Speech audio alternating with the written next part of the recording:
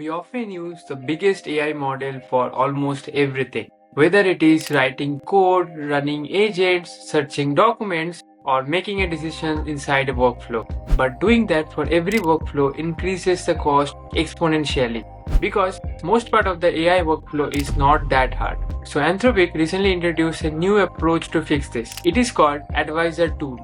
Instead of running your entire agent on the strongest model, it uses a smaller model to do most of the work, and it calls the strongest model only when it needs deeper reasoning. So hey there everyone, I am Arindam, and in this video we are going to see what is Advisor Strategy by Anthropic and how it actually reduces our cost. So if this sounds interesting, don't forget to subscribe my channel, and without delaying any further, let's get started.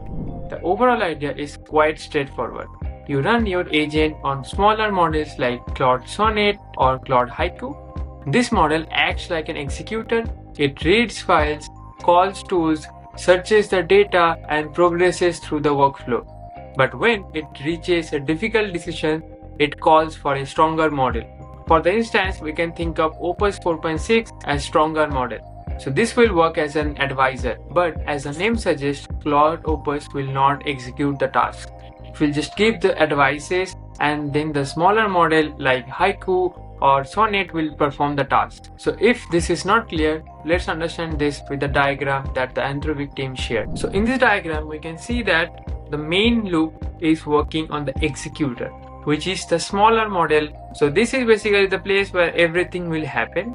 And now if it needs complex reasoning, it will just perform a tool call to the advisor tool, which uses Claude Opus in this case, and the advisor then uses the shared context to understand the problem, and based on that the advisor then sends the advices in the shared context, and then the executor can read it from the shared context and proceed to the next step.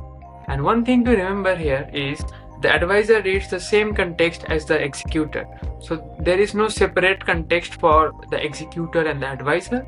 Both uses one shared context, which essentially has the conversation, tools, and history. So if you also check the blog, it has clearly mentioned that the advisor never calls tools or produces user-facing output. It just provides guidance to the executor, and the executor then goes to perform the task. And this is the place where it inverts the common sub-agent pattern, where we have seen that the larger model used to do everything, and it just delegates some part of its work to the smaller agents. In the advisor strategy, a smaller, more cost-effective model drives and escalates without decomposition, a worker pool or a orchestration logic.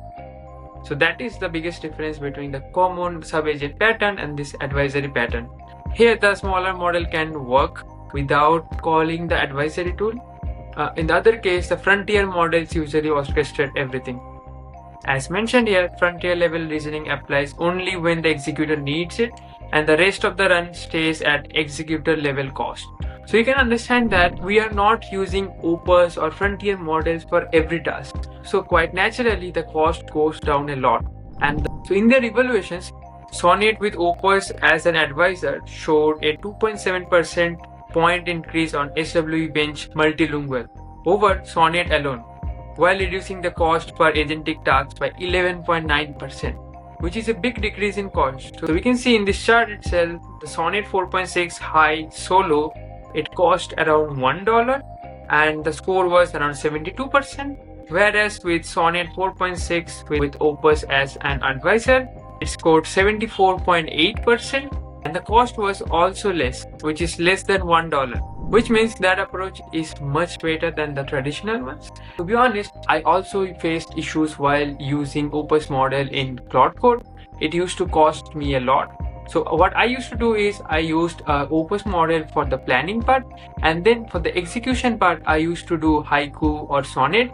And now with the advisory tool, it has made it much easier, because the other way, if we just plan and then execute with Haiku, if there is some issues, then again we need to shift back to plan, and there is a lot of back and forth, which makes our workflow a bit tricky. But now with the first-hand support, it makes it much easier. On the other benchmarks as well, we can see it has improved the performance a lot, and it has also decreased the cost. You can see here the cost used to be $7, now it is $6.13. For agentic terminal coding, previously Sonnet 4.6 used to make 59.6%, now it gets around 63.4%, and the cost is also a bit less. Similarly, for Haiku as well, we can see an increase in the performance from 19.7% to 41.2%, which is almost twice the performance. And one really good thing for the developers is it is available on the APIs. So here is how you can use it. So you can see here, this is a basic response creation format. Then we are defining the model, which is the executor model. Here we are using the Claude Sonnet 4.6 as the executor model. And then we are defining the tool. So here for the advisor tool, the type will be advisor underscore 2026 0301. So make sure you are adding this, and the name will be advisor. The model will be opus 4.6 and max use is 3. What does max use mean? So it means that in a single request, how many times the executor model can call the advisor tool. So here we are defining that the executor tool can at max call the advisor tool thrice, and then the basic messages format.